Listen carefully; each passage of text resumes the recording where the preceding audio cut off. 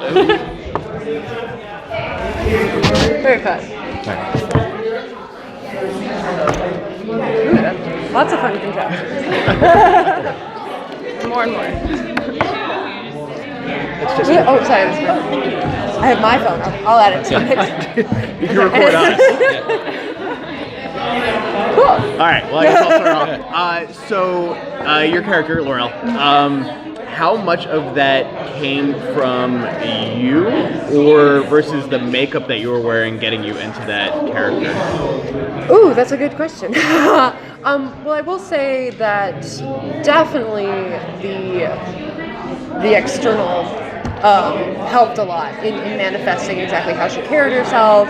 Obviously, I did a lot of mask and movement work in college, and that was definitely something I leaned on in this very outside-in sort of experience. But at the same time, what was so beautiful when it came to the scenes as they were writing them, particularly in episode 4 onward, there was room to find a kind of softness and vulnerability, despite the fact that she's this intimidating-looking Klingon. But I found it to be a mixture of everything. As the actor approaching it, and then story-wise, that just kind of developed, I think, as we all got to know each other on the writer's side and the actor's side. So it really is just such a great mixture. Yeah. Mary, you've been very active in the fan community with the fans.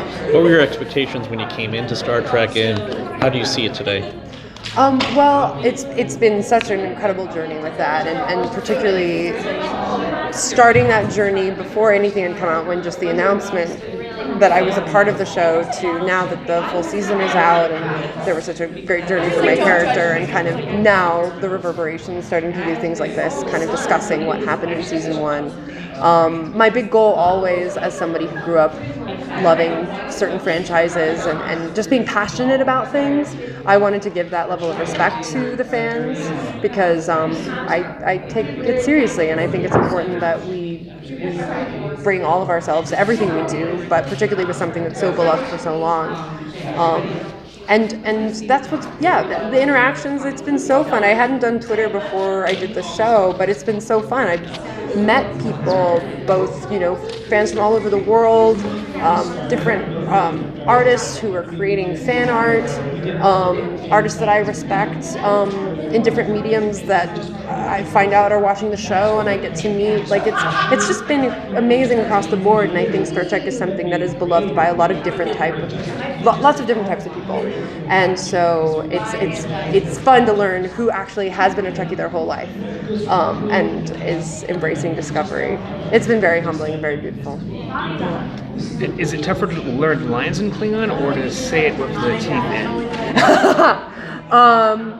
I like the teeth. I mean, they tease me on set too, is like teeth, eyes, like I don't feel complete until it's all in. So I definitely feel that next level of saying the words is, I don't feel complete until it's all there.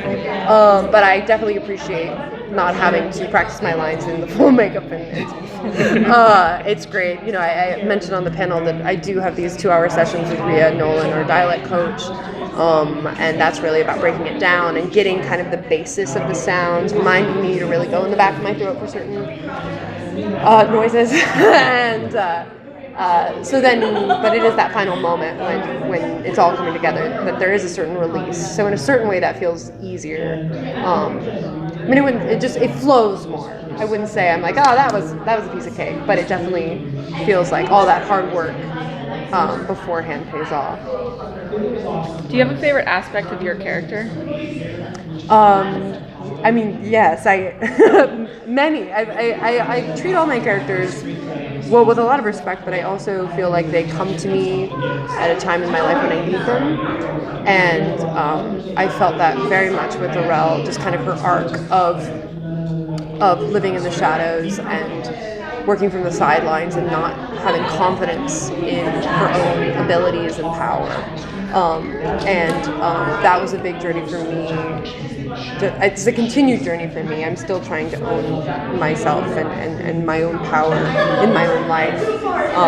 And coming out of school, there's just like a lot of uncertainty after you graduate, and to have this role where I got to kind of manifest all of those insecurities and fears, and then to finally culminate it with like being given this detonator and kind of being like, well, I gotta do it, and all those fears and nerves that I felt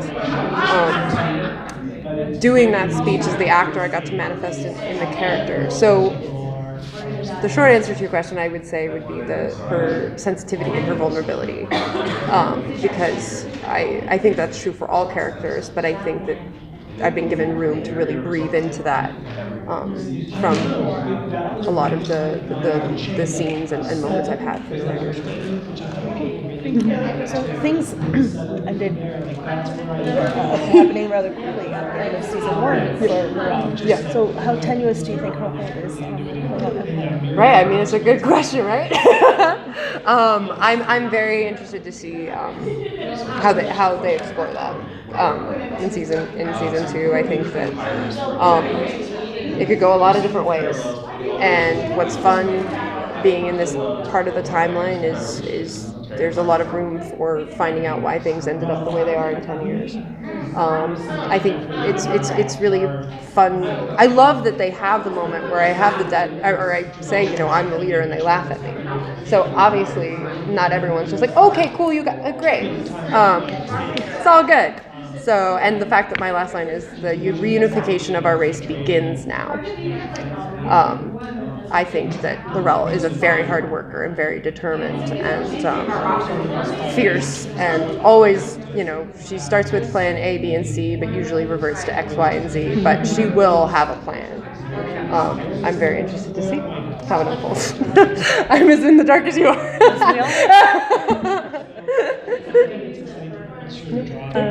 So now that you're a little more proficient in this new language, like many people who learn a new language, sometimes you find yourself, when someone asks you something, answering back, either in your head or actually verbally in that foreign language, not your mother tongue. Do you ever find yourself answering back, either in your head or actually verbally in Klingon? I hope to reach that point. I think I'm still very much on the learning curve. I can definitely recognize the sounds of Klingon. Like, I can tell if someone's trying to speak Klingon to me. So that's a step in the right direction. It's not, and as I've said, like, reading it on the page, it doesn't just look like a bunch of gobbledygook letters. I do have a sense of the language and its structure, but I've yet to reach the point where I can really do that. Like, do Klingons come up to you at conventions and start speaking to you in Klingon? I haven't had a direct. I am sure that time is to come. I mean, that'll be well, great. Robin Stewart, our translator, did say that to me, because I did want to have some lines to obviously respectfully say, like, I'm not as fluent as I wish I was, all this sort of stuff, and she encouraged me to go in that vein. She's like, of course, like, people are gonna think that because when you have the lines written for you, you make sure it sounds like you're fluent. But that's part of it too. Is like with a franchise like this, it's that weird line of, we know there's fiction, but it's also, I just never want to tread in a direction that's disrespectful. She hasn't taught you any curse words? Oh yeah. Hoopah. That's my favorite, because it's like all the hardest sounds in Klingon, like in one. Yeah. And it means? I'll let you figure it out. Mary, the scenes you had with vaqwI, Tyler, the very heavy sexual aspect, how did you get prepared for that, and what was your take for a Star Trek world? Yeah, I'm glad you asked about that, because that was a big journey for me too, was embracing that the Klingons are innately sensual creatures in a way that the humans aren't. But to me, that was part of what made them beautifully alien.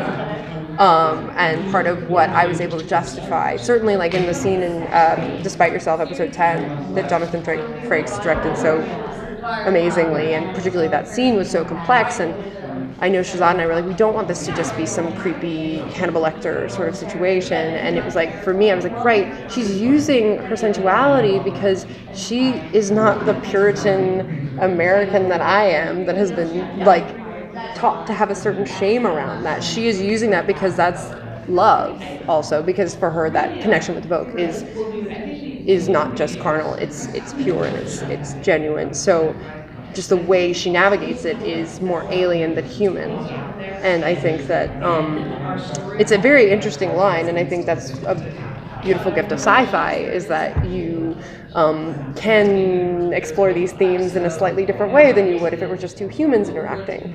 But interesting to see, too, that her empowerment by that is misconstrued by the humans. I thought that was an interesting kind of message there. But for me, it was very important, and certainly with the scene that we all know that I'm just talking about what that was and making it clear, talking with Aaron and Gretchen and Eric and Bowie and all that it was Tyler. It was not Tyler that was in that relationship. It was always Vogue. It was just his memories got really screwed up. But that's also my bad. The surgeries. But at the same time, like from Laurel's perspective, it was never like she did not cross that line.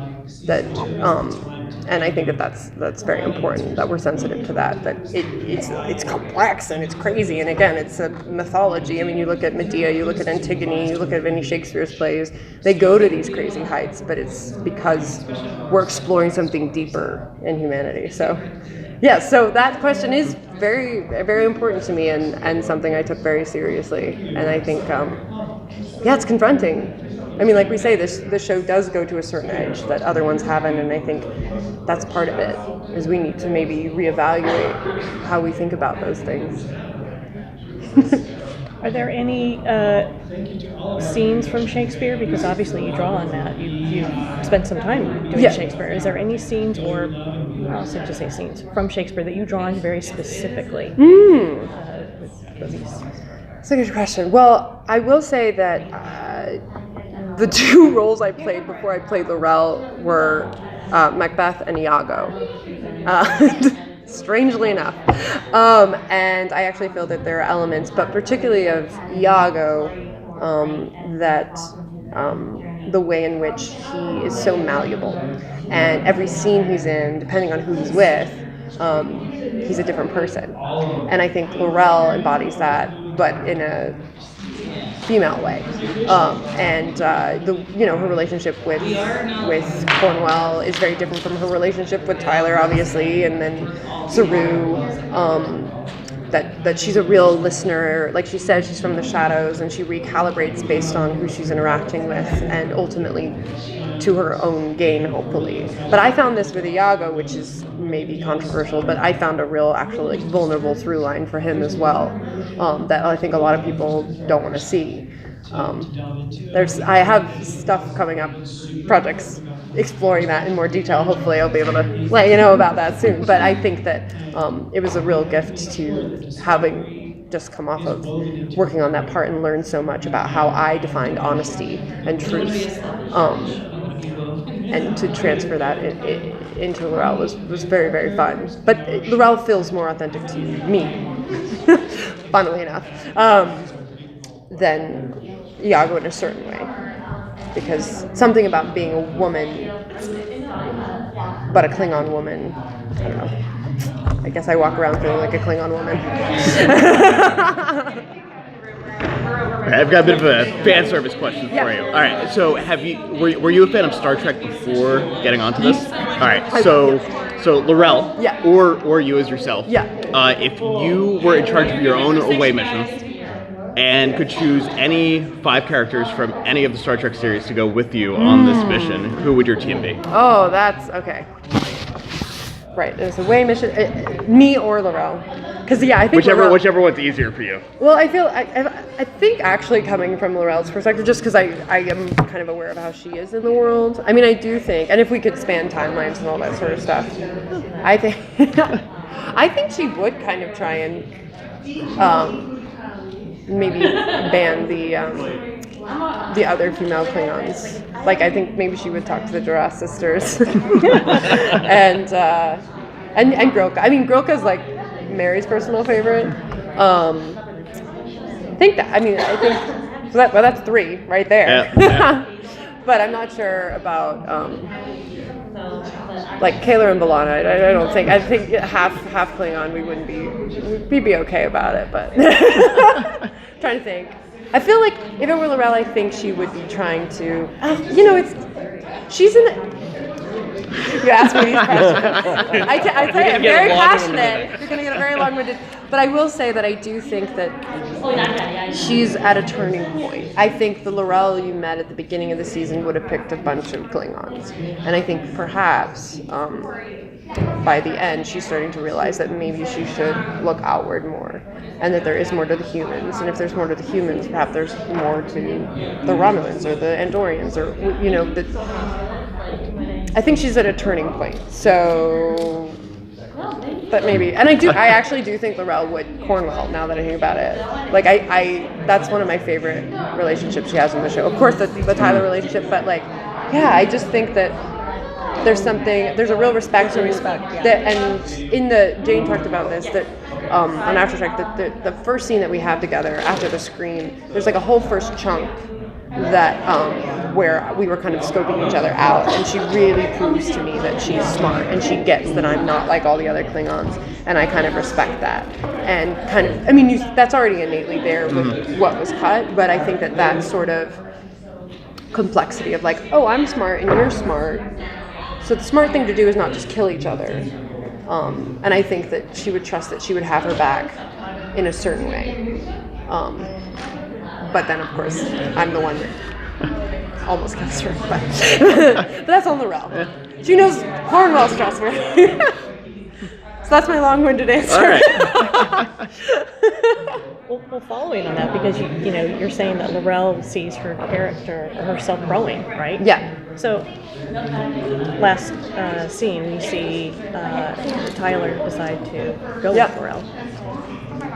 Can you see your character, L'Rell, getting back together in some way with Tyler, or how do you see that relationship? Yeah, I'm very interested to see what they come up with. But from my perspective, certainly where I was in 15 was that I really didn't think that there was any remnant of Vok left until he speaks to me in Klingon. At the end of 12, when I do the surgery, that death wail, that's like, goodbye, Vok. He's no longer there. I choose to make that sacrifice so that Vok doesn't suffer. And so it's such a surprise to suddenly have him still have these memories, even if they're neutered memories. I think it's complicated. I was saying to someone earlier too that it isn't a typical love triangle, that Vok and L'Rell had a legitimate relationship, and Burnham and Tyler had a legitimate relationship, and I think L'Rell is smart enough to get that. I certainly think that they don't walk off into the sunset in that moment. They're not like, oh, and everything's fine.